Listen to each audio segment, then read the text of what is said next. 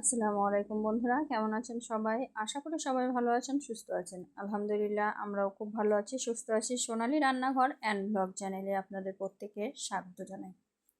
আজকে আমি নিয়ে এসেছি মজাদার চিকেন পকোড়া রেসিপি, যেটা ছোট থেকে বড় সবাই পছন্দ করে। এমনকি এটা খাওয়ার জন্য কিন্তু বাইরের রেস্টুরেন্টেও যাওয়া হয়। বাচ্চারা তো অনেক পছন্দ করে, বড়রাও খুব পছন্দ করে। আর আমার মেয়ের তো একদম ফেভারিট একটা রেসিপি। তো তার জন্য আমি মাঝে মধ্যেই বানিয়ে থাকি। তো আজকে আমি তোমাদের সঙ্গে শেয়ার করার জন্য চলে এলাম। নিশ্চয়ই দেখে বুঝতে পারছো যে চিকেন পকোড়াগুলো কত সুন্দর হয়েছে, আর এটা কিন্তু অনেকটা মুচমুচে হয়েছে আর ভিতর থেকে একদম সফট হয়েছে। এইভাবে চিকেন পকোড়া করলে কিন্তু যে কেউ অনায়াসে খেয়ে নেবে, এতটা টেস্টি হয়। তো চলো দেখে নেওয়া যাক কীভাবে আমি চিকেন পকোড়াগুলো তৈরি করেছি। চিকেন পকোড়া তৈরি করার জন্য এখানে আমি 300 গ্রামের মাংস নিয়েছি, সেটাকে ছোট ছোট করে কিউব আকারে কেটে নিয়েছি। তারপরে আমি এর মধ্যে অ্যাড করেছি লেবু। লেবুটা অ্যাড করলে কিন্তু অনেক সুস্বাদু হয়, চিকেনের স্বাদটা অনেকটা বেড়ে যায়, তাই অবশ্যই লেবুটা অ্যাড করার চেষ্টা করবেন। তো এখানে আমি অর্ধেকটা লেবু অ্যাড করেছি, যেহেতু 300 গ্রাম চিকেন আছে তার জন্য কিন্তু আমি অর্ধেক লেবু অ্যাড করেছি। লেবুর সাইজটা ছিল মিডিয়াম সাইজের লেবু। লেবুর রসটা আমি দিয়ে দিলাম। এখন আমি এর মধ্যে দিব আদা, রসুন আর জিরার একটা পেস্ট। আমি সব সময় একসঙ্গে তৈরি করি, সেই পেস্টটা দেওয়া হয়ে গেল। এখন আমি এর মধ্যে অ্যাড করব একটা ডিম। তোমরা যদি চাও ডিম ছাড়াও কিন্তু এটা তৈরি করতে পারো, সেই ক্ষেত্রে তোমরা একটু জল ব্যবহার করবে মাখার সময়। তো ডিমটা ব্যবহার করার কারণ হচ্ছে এটা খেতে অনেকটা সুস্বাদু হয় আর অনেকটা ক্রিস্পি হয়।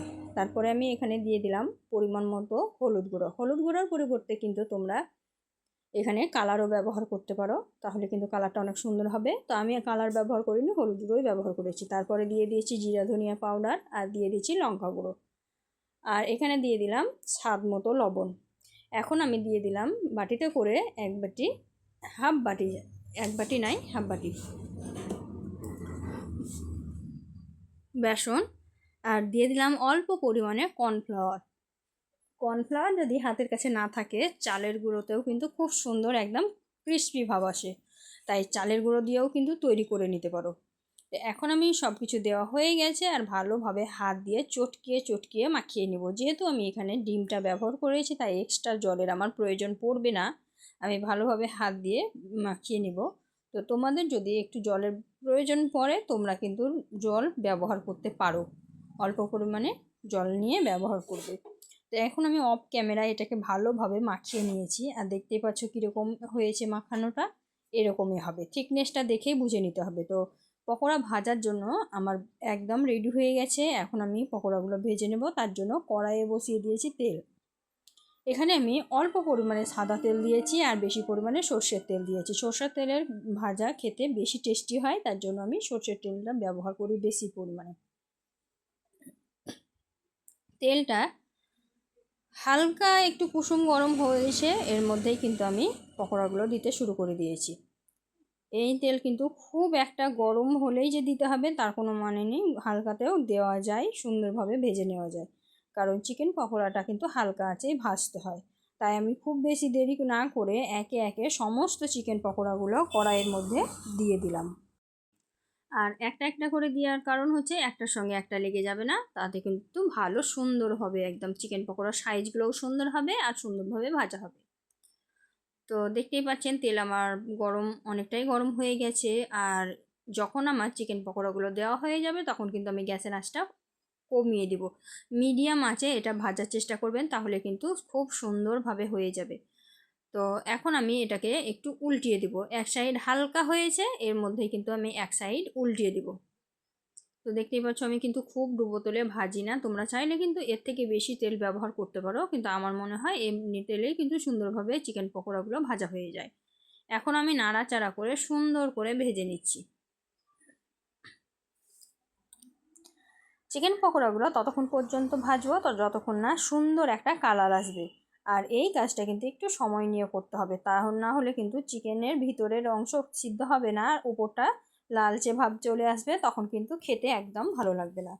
তার জন্য কিন্তু তোমরা প্রথমেই আঁচটাকে কমিয়ে ভিতর থেকে সুন্দরভাবে ভেজে নেবে, তাতে করে ভিতরের মাংসটা সুন্দরভাবে সিদ্ধ হবে আর উপরেও একদম একটা ক্রাঞ্চি ভাব আসবে।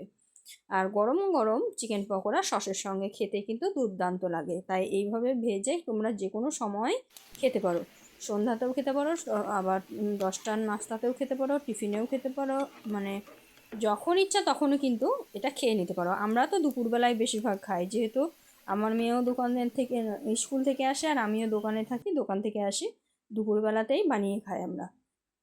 তো দেখো ভালোভাবে ভাজা হয়ে গেছে আর আমি তুলে একটা জায়গার মধ্যে নিয়ে নিয়েছি।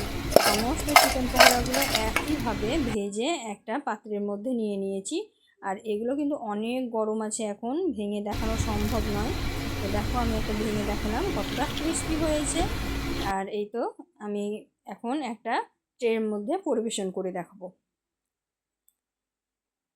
তো দেখো আমি একটা ট্রে নিয়েছি, ট্রের মধ্যে আমি সমস্ত চিকেন পকোড়াগুলো দিয়ে দিলাম। আওয়াজটা শুনেই বুঝতে পারবে যে এটা কতটা ক্রিস্পি হয়েছে। এখন আমি ট্রের মধ্যে চিকেন পকোড়াগুলো সুন্দরভাবে সাজিয়ে গুছিয়ে নেব। যেহেতু একটু পরিবেশন করার ব্যাপার থাকে, তাই ট্রের মধ্যে একটু সুন্দরভাবে সাজিয়ে গুছিয়ে নিয়েছি।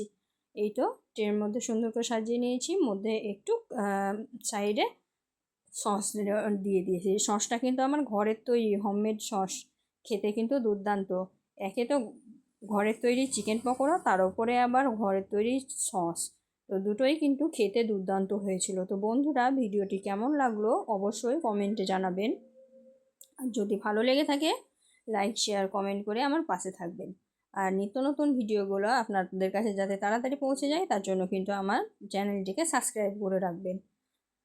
আজকের ভিডিওটা কিন্তু এই পর্যন্ত। দেখা হবে এই ধরনেরই আরও নিত্য নতুন রেসিপি নিয়ে পরবর্তী ভিডিওতে। ততক্ষণ সবাই ভালো থাকবেন, সুস্থ থাকবেন। আর আমার জন্য সবাই একটু বেশি বেশি করে দোয়া করবেন যাতে আমি লক্ষ্যে পৌঁছাতে পারি। খোদা হাফিজ।